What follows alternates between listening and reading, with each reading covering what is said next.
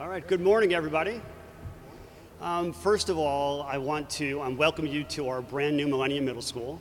You probably remember we have another Millennium Middle School that I think the board made a wise decision, and we actually closed the middle school and are opening a 9th grade center there to relieve the overcrowding at Seminole High School.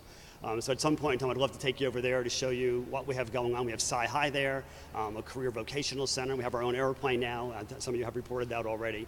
But I know this morning we're here primarily to talk about safety, and I want to begin by just stressing the importance and how proud I am of the collaborative relationship that we have with our Sheriff's Department. As you know, the state gave additional funding this year, both for school safety and for mental health counseling. And every dime of that money, I sit at the table with the Sheriff's Department, the local agencies, to make sure that we are doing the right thing. We're educators, and I count on the expertise of our sheriff and his experienced team to help us with all those decisions. I'm so privileged the sheriff has allocated and actually resides within my building, Captain Francis and a lieutenant also. And as far as school safety, nothing could be better because they brief me at least 2 times a day what's going on, not so much in the schools, but in the communities, things that we need to be aware of that could possibly spill over to the schools. But we've done a lot. Our board over the past 5 years has committed and expended $25 million on school safety measures around the campuses. And when the tragedy happened in South Florida, we were bombarded with questions. What are you going to do differently? Our response was, we're going to continue doing what we have been doing. We're entering our 3rd year with school resource officers already at schools. We're going to use the additional dollars to put a 2nd officer in our more crowded schools, our larger schools. So I just want to sum it up by saying we're doing everything that we possibly can do under absolute expert advice of the sheriff. Every communication tool you could possibly imagine for us to have between our teachers, our families, and our students are in place, and we continue to look at new measures under their guidance. Thank you. Thank you. Good morning, everyone. I am so excited about the beginning of the school year tomorrow. Here in Seminole County, like the superintendent had mentioned, we have experienced such a great working and collaborative relationship with all those who have a vested interest, from superintendent and his staff, faculty and staff on all of the campuses, and all of our wonderful school board members, to ensure that our children are safe. Actually, we look at it as our greatest responsibilities to protect our most vulnerable. And when you list that out, children will always be at the top of that list. The Seminole County Sheriff's Office, in partnership with all of our municipalities here in Seminole County, actually had a dedicated school resource officer on every public school campus 3 years ago. As soon as the tragedy happened in South Florida, before any effort or direction came out of Tallahassee, we immediately worked with our superintendent to make sure that we had moved resources where there was 2 dedicated law enforcement officers on every high school campus in Seminole County. Another thing that we do that is unique to our overall safety is Captain Rick Francis, who has become internationally known for his expertise on school safety and security, a great ambassador for the schools, for the Sheriff's Office, but most importantly for our communities. I'm so proud of the work that you and your team do day in and day out because we have really a passion to serve. There'll be questions at the beginning of the school year. Some of the things are going to be centered around traffic concerns, and typically at the beginning of the school year we hear traffic safety issues because some parents are dropping children off at new schools. So we ask, as we rotate into the beginning of the school year, be patient with us. It typically takes law enforcement as well as mom and dads a few weeks before they learn the routine and what's going on. But we'll be out there starting tomorrow with a little bit of a greeting session from our law enforcement officers, sheriff's deputies, members of the fire department, just to reassure families how safe they are. As a dad of 2 small boys that attend, I guess my 14-year-old is not that small anymore, he's about as tall as me now, but 2 boys that attend Seminole County Public Schools, when I drop them off, it just makes me feel a little bit more comfortable when I see those marked vehicles on the front of those campuses. That presence is not only for safety and security, we are also teaching a 5th grade curriculum focused on safety. which talks about life skills and some of the things that are relevant today. We remember the DARE program that was Say No to Drugs. Well, simply say no to drugs is not good enough anymore. We got to talk about sexting, texting, cyberbullying, and this program that we do through our partnership allows us to do that day in and day out. We have our therapy dogs, and we released some media releases over the past couple of years of our therapy dogs that are on the campuses that have absolutely been a blessing. And you can look on our social media. There's been some previous news stories about that. But you can think about a young child that is the victim of abuse, neglect, or abandonment having to disclose to law enforcement or school representatives what was going on. And having that dog there is just a really wonderful, wonderful addition to our overall holistic strategy of safety and security. I will say, because typically the superintendent and I do at least one press conference when there are some perceived school threats. Now, what we do, and Captain Rick Francis will talk a little bit more in depth about this, is we want to be as transparent as we possibly can with the parents. And sometimes there are threats, there are things that kids will say because they're being kids.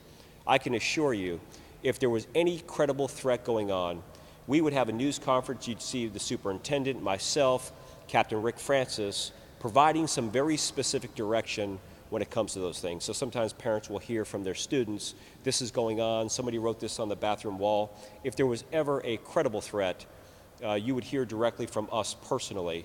However, there may be times where we want parents to know about what that threat was and explain a little bit about that because of our transparency. We don't want anybody ever to get alarmed with that, because when you have nearly, 70,000 children, our schools are safe. It's remarkable how safe they are.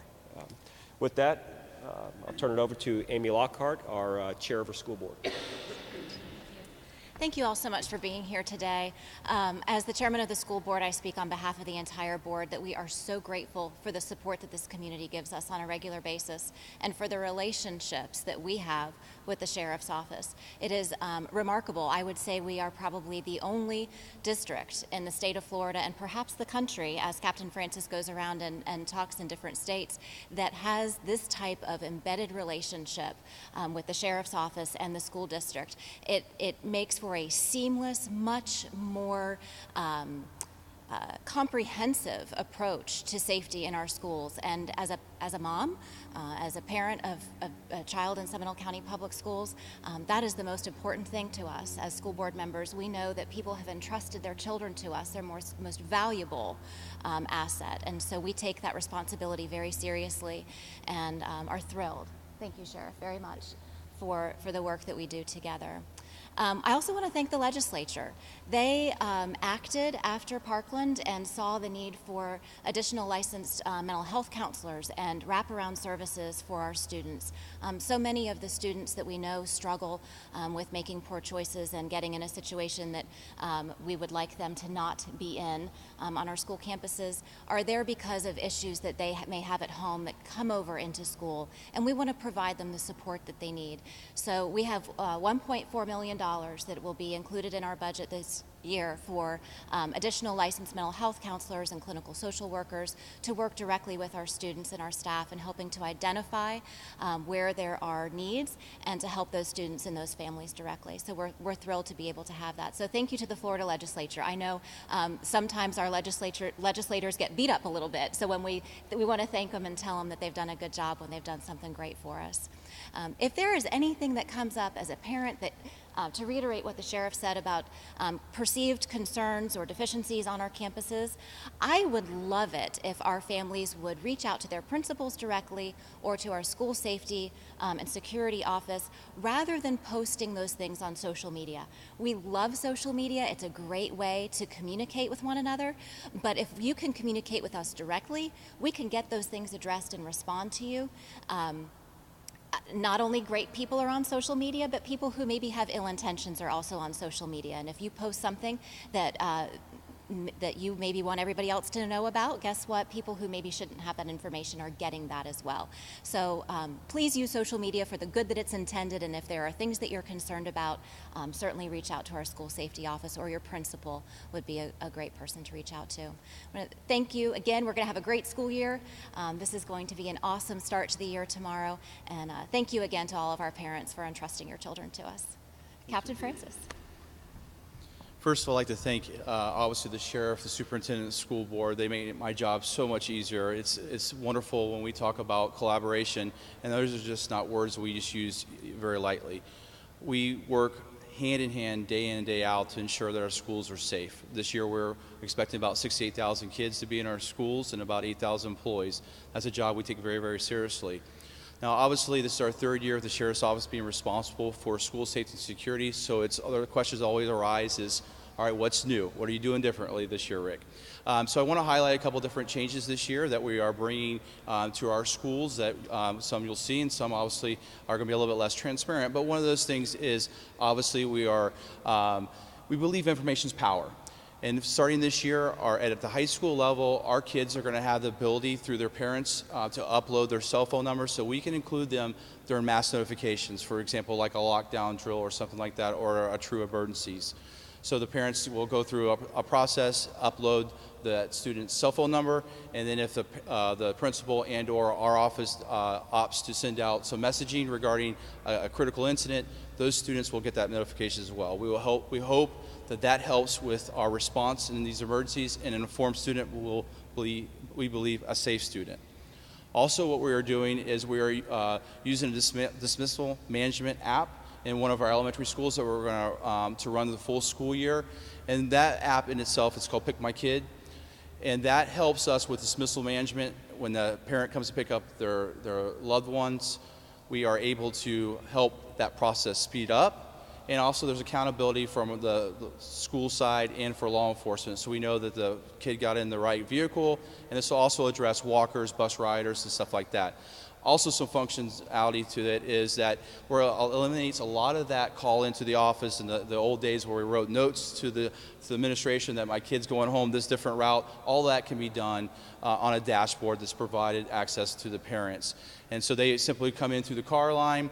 There's a digital check-in, and wherever those childs are being held, for example, maybe our dining room, then that child is brought to the car ramp. There's a digital handshake between the parent and the schools, and anybody else on that notification list, maybe grandparents or a spouse, is also getting a notification that the parents or the child has been picked up. So as that we move on, if for example a person walks, then there's a faculty member actually using a smart device to show that they've left the school, so the parents can expect them at home, and also on our schools, our bus routes and stuff like that. Also, what we're doing prior to this year, if we had an incident in a school, a critical incident, we had to reunify off-site. That would have been done by pen and paper and stuff like that. Obviously, in today's age, we're moving that to a digital format, where if we had a critical incident where we're locking down the schools for any duration, we can do live attendance. We push that particular class period roster out to the teachers. They can take live roll, and we can account for kids that are present. If a teacher brought some other students into that classroom that not normally theirs, they can account for those missing, etc.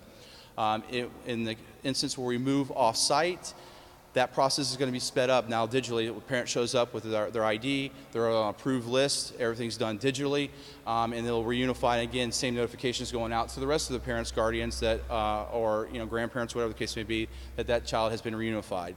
We're also setting some different school safety PSAs and stuff like that. The superintendent and I, post Parkland, spent a lot of time going around to the schools. And one thing that was crystal clear to us is that our message really wasn't completely getting down to the lowest level.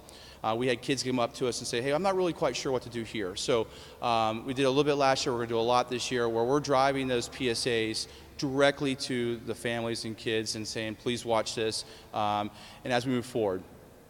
Also, with our relationship with MutualLink and our Rave Soft Panic app, there's other security measures that are going to go into place with the trigger of that particular lockdown or notifications and stuff like that.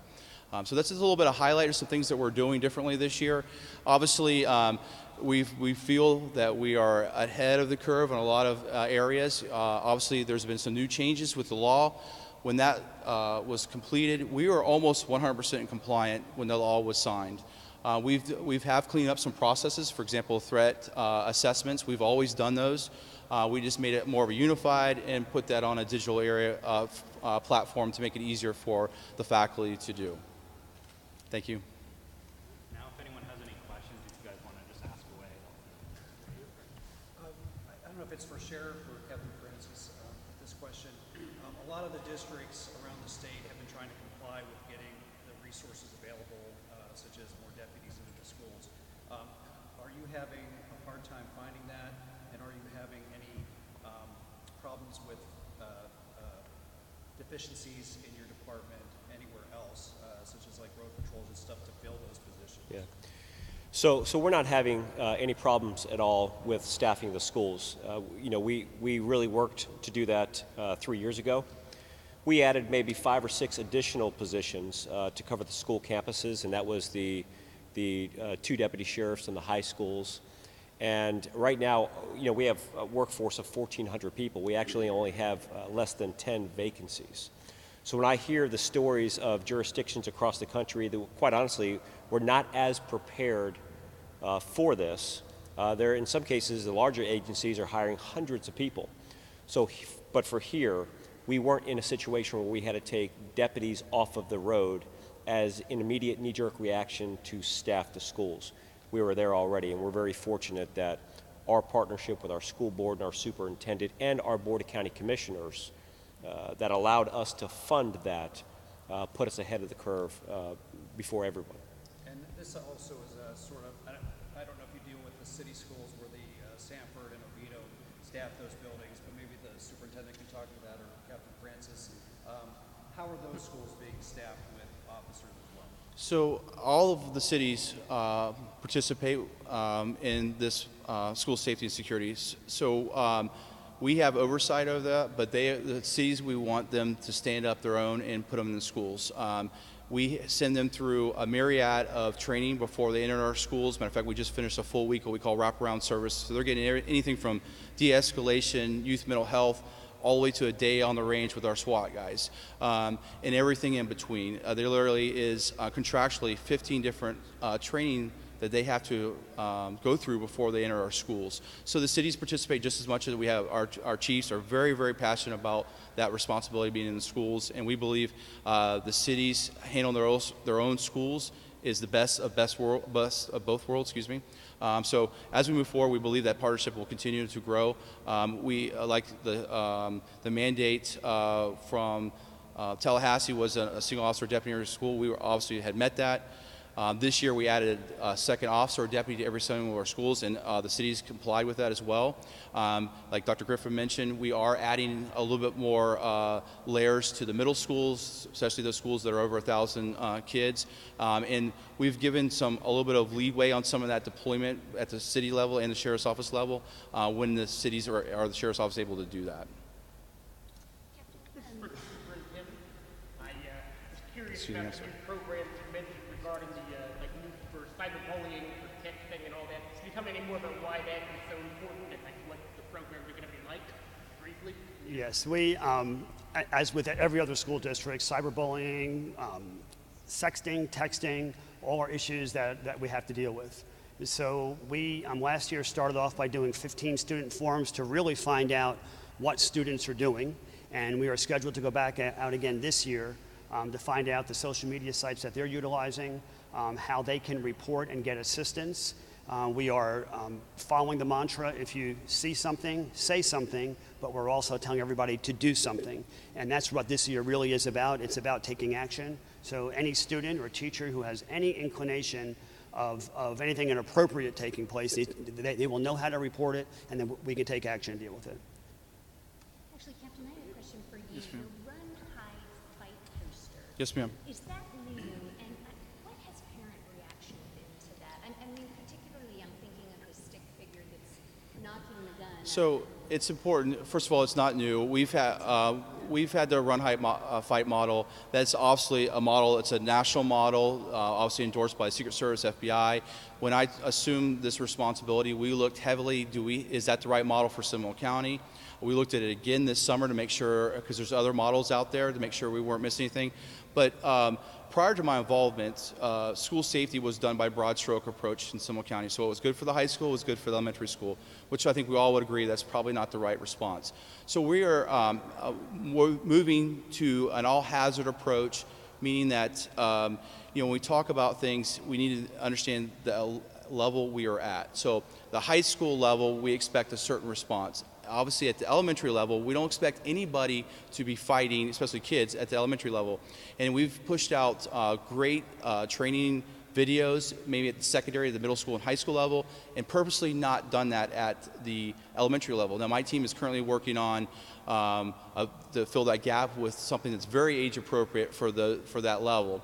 So when we talk about it, it's important to talk about, even from emergency responses from our patrol staff, how that response maybe look different at a high school versus at elementary level. And we're actually asking this year, one of our changes is an all-hazard approach is, adults are going to need to make adult decisions. We may lock a school down, and that person in that situation at that time, based on relation to the threat, their options are different if the threat was on top of them. So that's a little bit. And to answer your question about digital citizenship, one of the things we've done is partner with the FBI Innocent Images Task Force. And we go through the high school, middle school level, and we teach a digital citizenship class. And it's geared for that exactly, to teach the kids what to do, what not to do. Obviously, we start at the high school level, and I will be quite honest with you, we realized we missed the boat a little bit. We moved that down to the middle school level, and it was a home run for us. We realized we really were impacting. Unfortunately, the kids now are seeing stuff at the middle school level that we didn't see till college, unfortunately. Last year there was a lot of talk from principals and so forth about some of the security issues at certain schools because they're either open campuses or they're old and it's easier, there's no barriers when you walk in the door pretty much and you can just sort of go wherever. How are those issues, how have they been addressed, I guess, at some of the schools? I know Lake Mary was one that Yes. So we have, with the board's approval and the superintendent's, we have a well choreographed plan to mitigate any perceived shortcomings. For example, and I just had all the principals together for a 4-hour training block on school safety and security over the last couple of weeks, and that is one of the items that we're talking about. You cannot have an open campus atmosphere and still maintain a safe environment at all. So as we move forward, you'll see a lot more strategic physical security. But I want to make sure that, and I've gone on record over and over to say this, physical security, fencing, cameras, access control, and things like that is important. But that's really only about 30 or 40% of my equation. The other side of that is what I consider the soft side. That is the threats assessments. That is mental health. That is bullying. That is what we need to be concentrating on. And speaking of mental health issues, is the school putting more into mental health this year in terms of money and resources? I know you talked last year at Parkland about partnering with UCF on that. What are you guys doing more? Are you guys doing more? Yes, we are going to do more. As Ms. Lockhart mentioned, and we're very thankful the legislators allocated $1.4 million for Seminole County schools. We have an ongoing, so going into our 4th year now, relationship with UCF. So we have been running pilot mental health programs at a few of our schools. Because of the additional funding, we're going to be able to ramp it up significantly. A big part of it is going to be all of our employees over time being trained to understand what to look for when a student or even another adult may need some screening or some additional assistance. Now we have the counselors to send those students or adults to.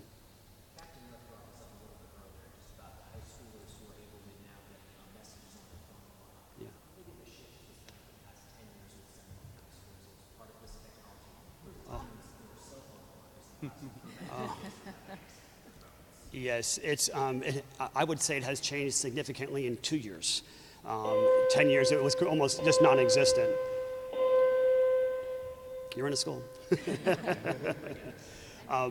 Our job is to keep up and understand the best way to communicate with all of our stakeholders. Our students have told us loud and clear that we were not appropriately and effectively communicating with them. So the texting, the social media sites that they utilize, we have to keep up with them to make sure that we are getting the message to them. Are there any cell phone blockers in the high schools? Not any cell phone blockers? No, the only time there'd be a blocker, first of all, it wouldn't be through the cell, it would be through our Wi-Fi, and that'd be for inappropriate sites and that type of thing. Yes, absolutely. Well, this isn't necessarily school security Sure. related, but school's starting on a Friday. Yes, it is. Yes, it is. How do you think attendance is going to be? I think it's going to be great. Going by the open house I was at yesterday, I think it's going to be great. You know, first of all, our board has a committee made up of parents and staff members, teachers and so on, who bring us a recommendation what the school calendar should be.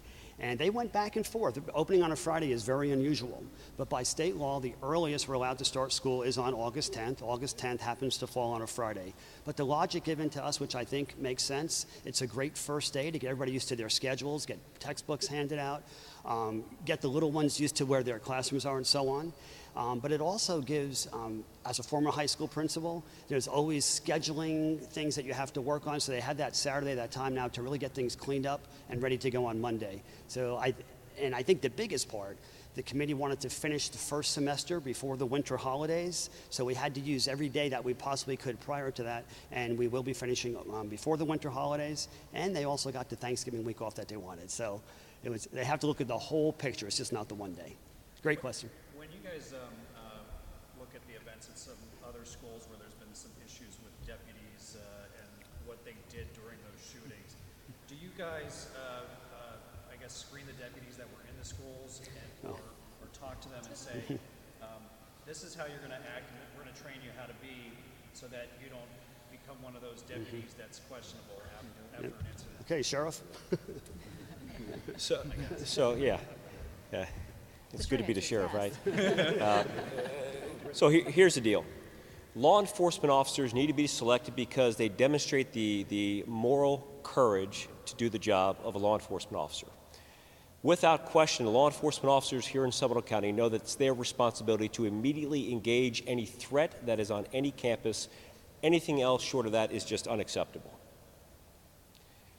As situations evolve and there's this potential of the run, hide, fight situation, well, the good guys got to be coming there fast. And that's what we do. We train. We not only train with law enforcement officers at the sheriff's office, but all the police departments. And what we do is we also train with the fire department to make sure that in a critical emergency situation, our fire department can get into an area to provide critical life-saving services that are there. So when we select, we collaborate with the school principals. We collaborate with Rick Francis's office because he is in charge of overall school safety. But we make sure that every person that's a member of these teams demonstrate that, which should be easy because every law enforcement officer should do that automatically. But that's where we stand on these issues. And one more question I have. Fire drills, it was a question last year about participating in fire drills. Are we back to fire drills now, or are you still sticking with no fire drills? So we looked at fire drills 2 years ago, even before the Parkland incident, and there's